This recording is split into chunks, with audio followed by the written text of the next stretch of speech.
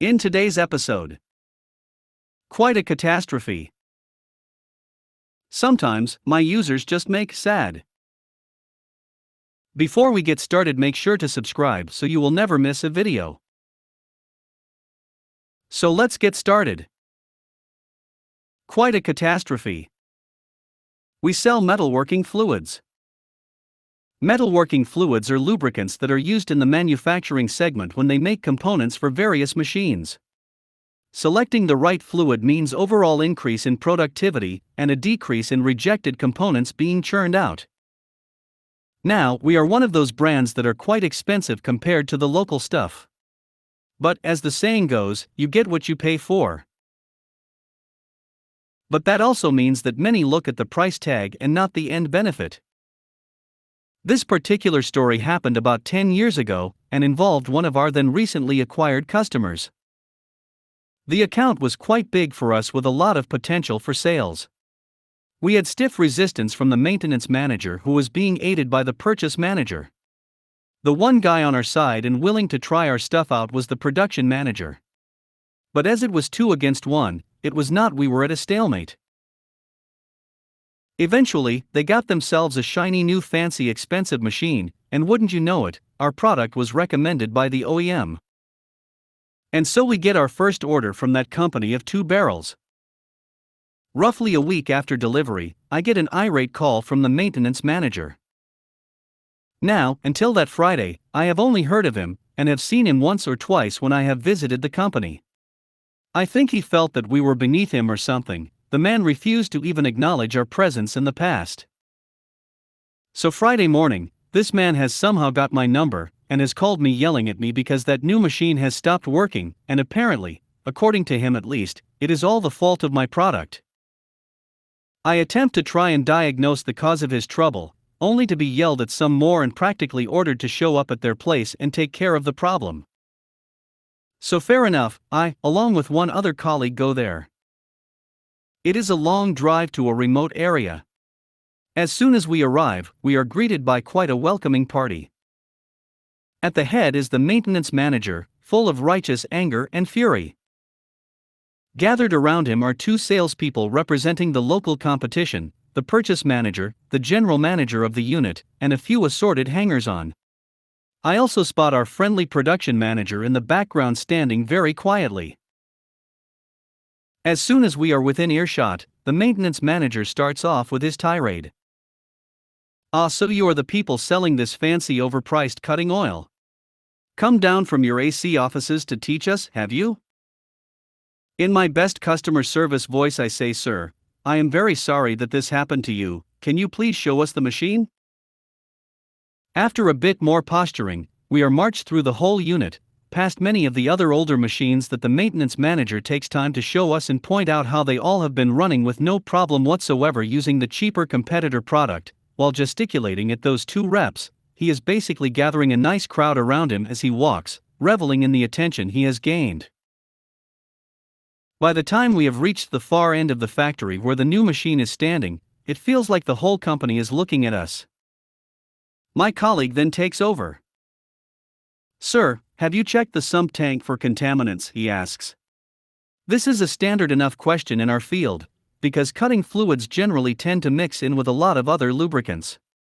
It is unavoidable, and in fact some of the higher quality stuff, like ours, has additives that allow the fluid to separate from those contaminants easily.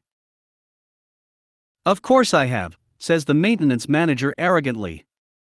"But you can check it for yourself, if you want.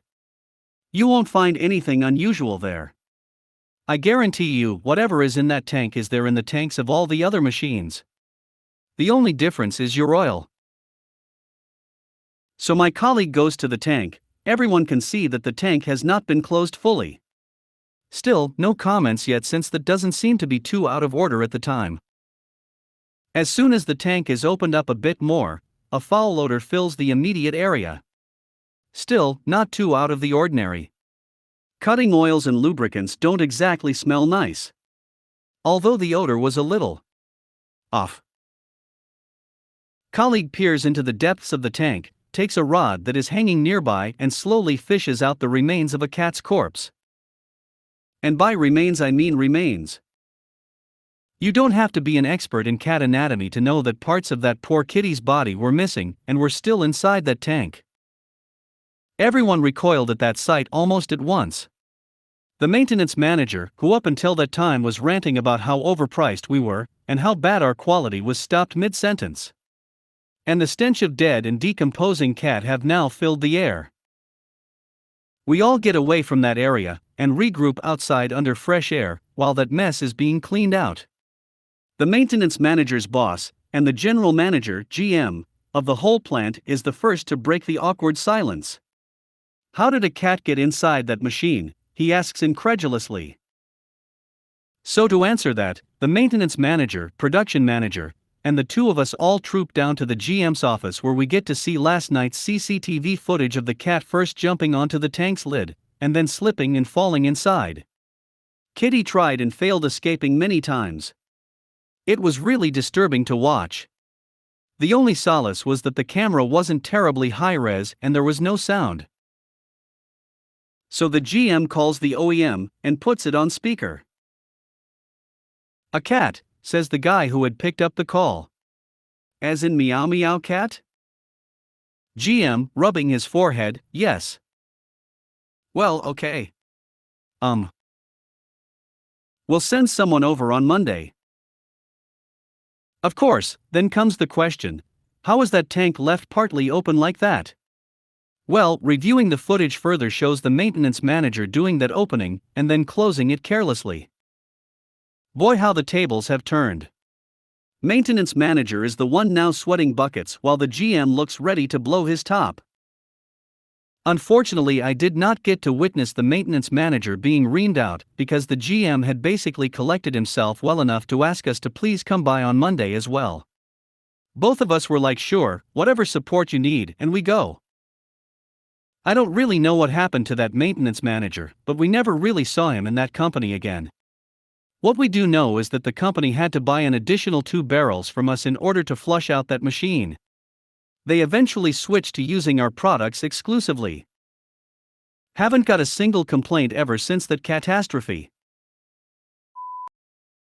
Sometimes, my users just make sad. I work in application maintenance. My main tasks are restarting stuck processes, fixing errors in the data, and analyzing errors. I work on tickets opened by the application's users. Typical stuff. One type of thing the users can ask me sometimes is to downgrade a certain type of object.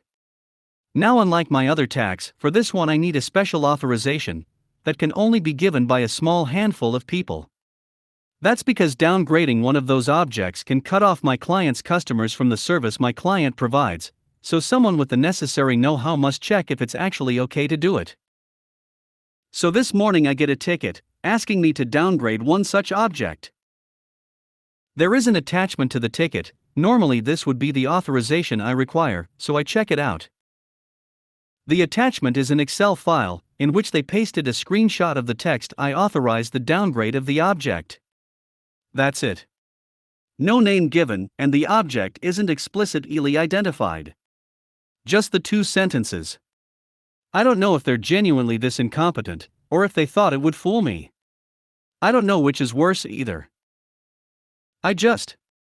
Sometimes I can't help but feel a little sad at what I'm asked, you know.